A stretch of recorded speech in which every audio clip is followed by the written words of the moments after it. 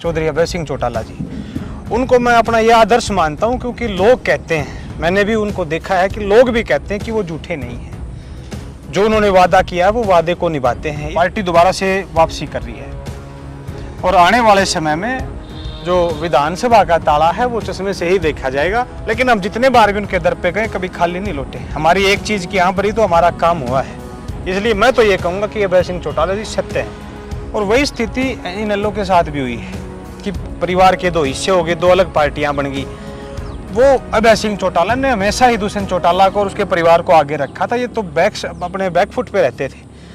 तो जैसे ही हरियाणा में इनेलो की सरकार बनेगी तो सरकार अपनी पहली कलम से युवाओं के बारे में, उनके भविष्य के बारे में ये सोचे कि उनको रोजगार देना तय है।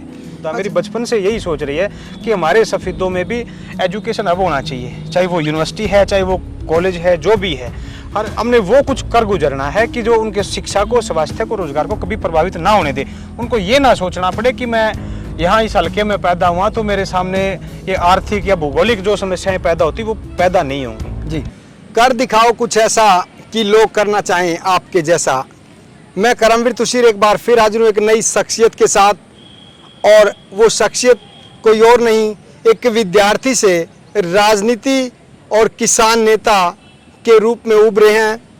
एक बड़े गांव से आते हैं। उनका बैकग्राउंड देखा जाए तो स्कूली एजुकेशन से लेकर और आज तक उन्होंने जो जद्दोजहद की है, समाज में एक अपना आयाम कायम किया है। उसी कड़ी में आइए आज मिलते हैं राजेश बुरा, जो एक किसान नेता के रूप में पहले जाने जाते थे, विद्यार्थी नेता के रूप में पहले जाने जाते थे, और आज आप भी आपने एक हरा फटका डाला है।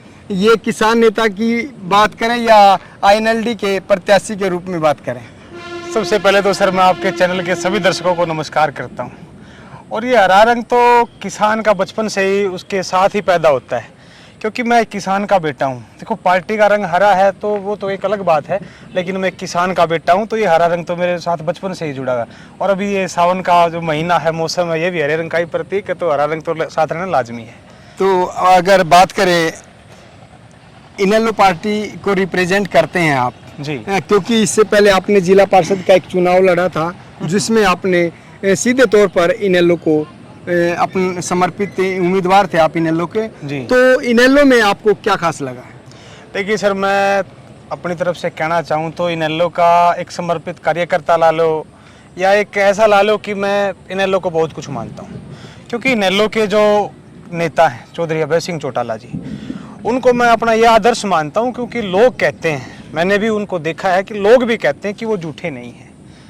जो उन्होंने वादा किया है वो वादे को निभाते हैं, इसलिए वो मेरे आदर्श हैं। कोई भी नेता है जो पब्लिक के हित की बात करता है और सच्चा है, वो मेरा आदर्श है। लेकिन बस सबसे अच्छे मेरे को अभय सिंह चौटाला जी लगते हैं, और मतलब कि कॉलेज के टाइम से ही मैं उनकी पार्टी के साथ जुड़ा हुआ हूँ। अगर बात करें हरियाणा परिवर्तन रैली जो अभय सिंह चौटाला के द्वारा निकाली गई और 1.5 शतक पूरा कर चुकी है वो रैली पद यात्रा के रूप में जी, तो क्या परिवर्तन आपको लगता है? क्या इससे कुछ हरियाणा की राजनीति में उथल पुथल होगी? जी बिल्कुल होगी। इनेलो की भूमिका जो निर्णायक रहने वाली है।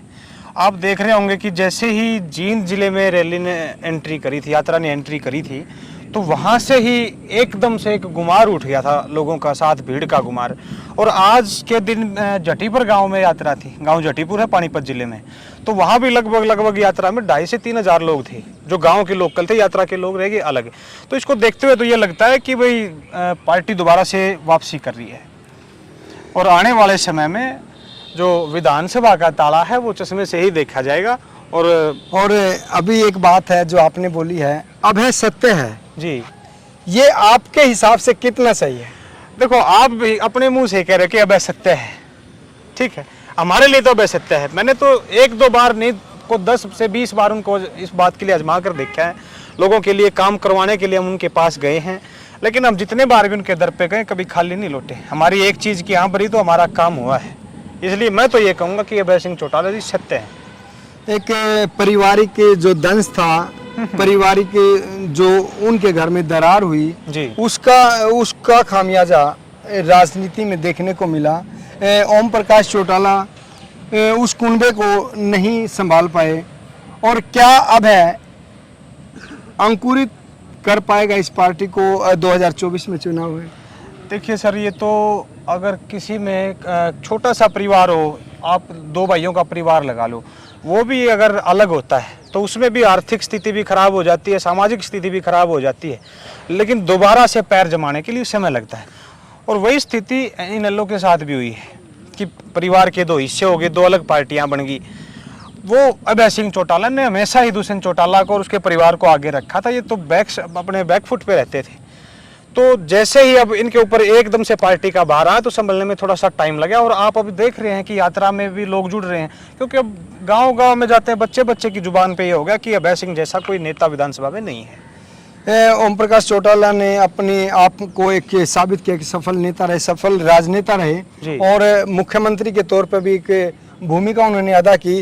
तो यहाँ पर युवा हैं आप, और युवाओं को कहाँ देखते हैं? अगर इनेलो पार्टी सत्ता में वापसी करती है या फिर जो सरकार बनाने में कामयाब होती है, तो युवाओं के लिए क्या रहने वाला है? देखो सर, इनेलो पार्टी तो निश्चित ही सरकार बनाने में अब की बार कामयाब होगी। युवाओं का अभय सिंह चौटाला जी ने जो मुद्दा उठाया है, रोजगार का मुद्दा, क्योंकि हर घर से जब एक युवा पढ़ लिख कर बड़ा होकर के जब वो एक युवा की स्थिति में आता है, युवा बन जाता है, तो निकलता उसका जो सबसे बड़ा एक महत्वपूर्ण होता है वो है उसका रोजगार। और रोजगार के ब्याप पे उसका घर चलता है और रोजगार के लिए ही वो दर दर की ठोकरें खाता है। तो जैसे ही हरियाणा में इनेलो की सरकार बनेगी तो सरकार अपनी पहली कलम से युवाओं के बारे में, उनके भविष्य के बारे में ये सोचे कि उनको रोजगार देना तय है।